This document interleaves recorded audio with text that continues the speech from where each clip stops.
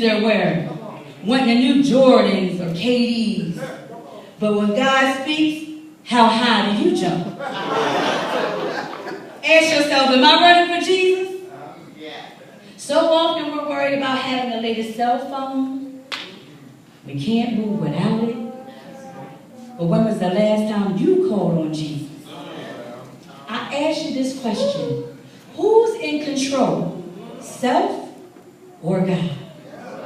Where's the control when it comes to TV and music dictating what we are visualizing as correct, but ultimately it's corrupt?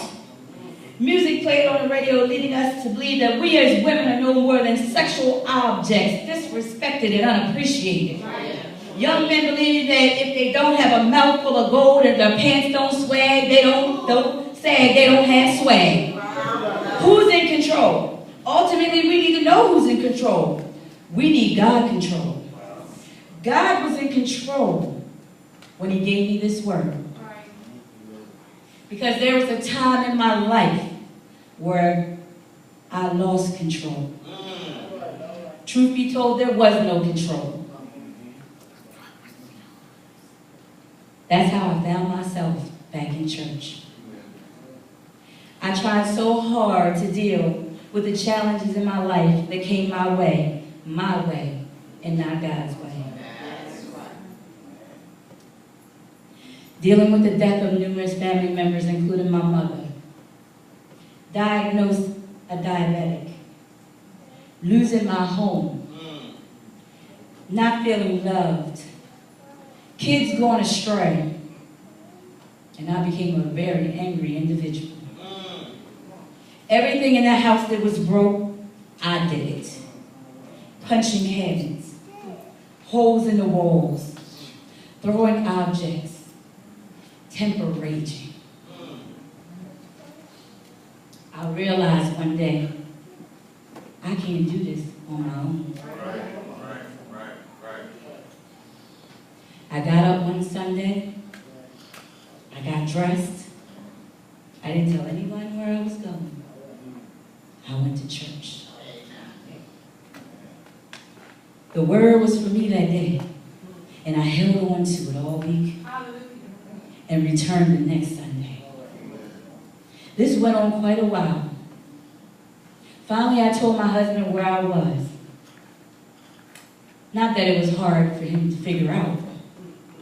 The following Sunday, when I got up, he got dressed, and he went to church with me. This went on for a few Sundays. Just him and I, no kids. Finally, the kids began to come. My point is, I had to get self-control of myself before I could get control of anything in my life. I had to put God in control. Self-control starts with self. That's right. That's right. When I took that step out on faith, I began to have a relationship with God. And he began to bless me with the fruits that made life much more easy to cope with.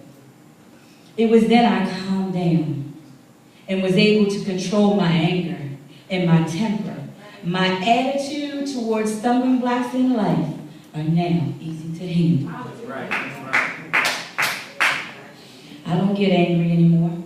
I handle things in a godly manner. Right. I stay faithful, knowing that I have the fruits that God has given me to be able to handle anything that comes my way.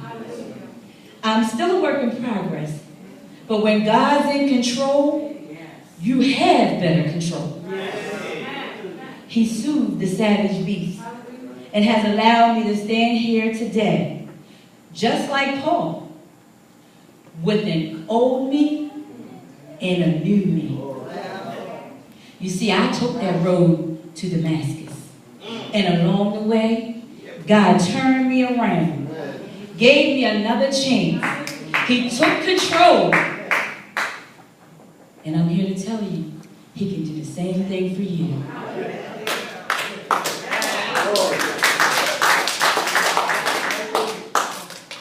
Now my family stands in the church.